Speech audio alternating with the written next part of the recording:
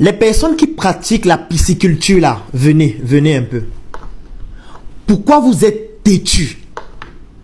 Pourquoi vous êtes têtus?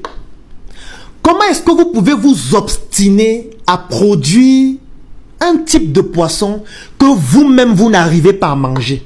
Vous-même, vous arrivez à manger ce que vous produisez là? Moi, je ne comprends pas. Nous sommes finalement des masochistes, nous les Africains. Vous produisez tout le temps un poisson qui n'a aucun goût, que personne ne veut manger. Vos cellules qui n'ont aucun sens. Tous les jours, je me force à manger ça. Je me dis, mais attends, les gars qui produisent ça chaque jour là, eux-mêmes, ils arrivent à manger ça.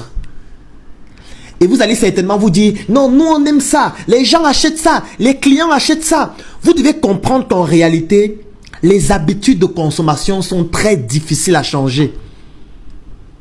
Lorsque vous êtes dans un environnement où les gens mangent du maquereau, mangent des bars, mangent un certain style de poisson depuis 10 ans, 15 ans, 20 ans, 30 ans, parfois plus, cela habitue leur palais à un certain goût de poisson. Ça standardise les goûts en ce qui concerne le poisson. C'est le cas pour n'importe quel autre type d'aliment. Ça crée un certain étalon de goût. Ce qui fait que quand vous produisez un autre type de poisson, lorsque le consommateur mange ce poisson, il compare cela par rapport à l'étalon de goût de son palais correspondant aux autres poissons. C'est la raison pour laquelle ils n'auront pas envie de manger vos cellules. Encore que les coûts de production sont trop élevés par rapport aux poissons importés dont les gens sont déjà habitués à la consommation, et comme si ça ne suffisait pas, les coûts sont plus faibles. Donc vous avez pour concurrent quelqu'un qui vend des poissons que les gens consomment depuis 20 ans, 30 ans, 40 ans. Vous avez pour concurrent quelqu'un qui vend des poissons qui sont moins chers. Et vous vendez un poisson qui est un ovni, que personne ne connaît, qui n'est même pas bon, qui est fade, qu'il faut toujours, je veux dire, manger avec tellement d'épices pour que ça ait l'impression d'avoir un goût. De toutes les façons, moi je n'aime pas ce poisson. Avec des coûts de production aussi élevés, comment vous allez être rentable? Mais à un moment donné, l'école nous sert à quoi? L'école nous permet d'améliorer, d'optimiser ce que nous faisons.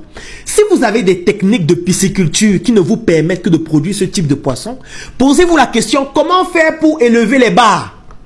C'est possible, ça se fait. Je ne vais pas venir dans cette vidéo vous expliquer comment on fait. C'est votre travail, allez faire la recherche aussi. Trouvez des moyens qui permettent d'élever le style de poisson que les gens mangent déjà. Là maintenant, vous allez être beaucoup plus compétitif parce que vous allez produire ces poissons, ce sera frais. Par rapport aux poissons qui font parfois 6 mois, 2 ans, dans des conteneurs, dans des frigos, dans des congélateurs. Réfléchissez au moins, non? Mais chaque jour, vous dites que je suis docteur en ceci, professeur en ceci, ingénieur en ceci, et vous ne voulez pas réfléchir. Mais à un moment donné, moi je ne comprends plus. En tout cas, continuez de produire vos cellules. Bonnes cellules. Malchance. Soyez un roi, soyez une reine, soyez une princesse, soyez chic, soyez élégant. Arborez des vêtements et accessoires haut de gamme qui vous donnent une valeur, une identité. C'est apprécié le linge, y'a du top dans les fringues, c'est du sur mesure. Qualité dans le vêtement, évidemment, c'est du sur mesure.